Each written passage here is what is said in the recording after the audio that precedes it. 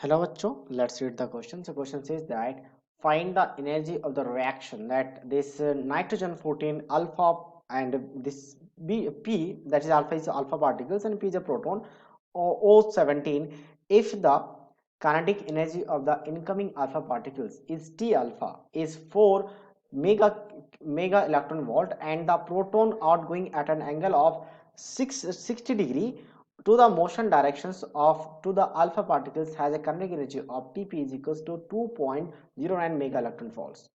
So basically अगर मुझे energy निकालना तो बहुत ही सिंपल सा फॉर्मूला है कि आप Q is equals to formula based question से हमें फॉर्मूला याद रखना पड़ता है that is 1 minus of Np. Np क्या होता है हम यहाँ पे बात करेंगे, ठीक है. पहले हम यहाँ पे लिख देते हैं Np times of Tp that is kinetic energy of this proton basically, and minus of this value is multiplied by 1 minus n alpha into T alpha, okay, and minus of twice of under root of Np n alpha Tp T alpha cos theta. तो ये सारे value हमें पता है, बस Np और n alpha की बात कर लेते हैं. Np क्या है? तो Np होता है basically mass of the proton divided by mass of the oxygen, और वही मैं बात करूं कि n अल्फा क्या है, so mass of the alpha particles by mass of the oxygen. तो रिलेटिव मास की बात करें अगर प्रोटॉन का 1 होगा तो ऑक्सीजन का 17 होगा, ऑलरेडी यहाँ पे क्वेश्चन में मेंशन्ड है ये 17. और यहाँ की बात करें तो यहाँ पे अगर ये 1 है अल्फा पार्टिकल्स का 4 होता है 4 AMU और ऑक्सीजन का 17 AMU होगा, 17 मेंशन्ड है तो ये AMU कैंसिल हो जाएगा, रिलेटिव वैल्यू निकाल सकते हैं, बस ये हमें वैल्यू रखना है.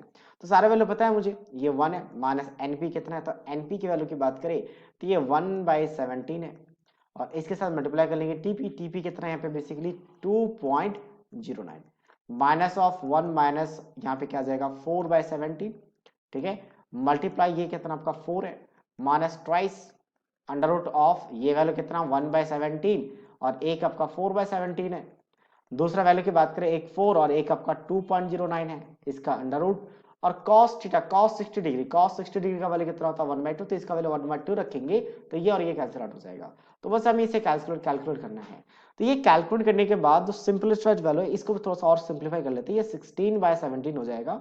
16/17 टाइम्स ऑफ 2.09 माइनस ऑफ ये कितना हो जाएगा 13/17 and 4 minus of this value, ठीक है, और 4 4 जा 16 हो जाएगा, 16 into 2.09 divided by 17 square. Basically हम चाहे तो 17 को बाहर भी निकाल सकते हैं, तो अब ये कैलकुलेट करने के बाद ये वैल्यू आ जाता है -12 mega electron volt. So this is the final answer of this question. So I hope you understood it well. All the best.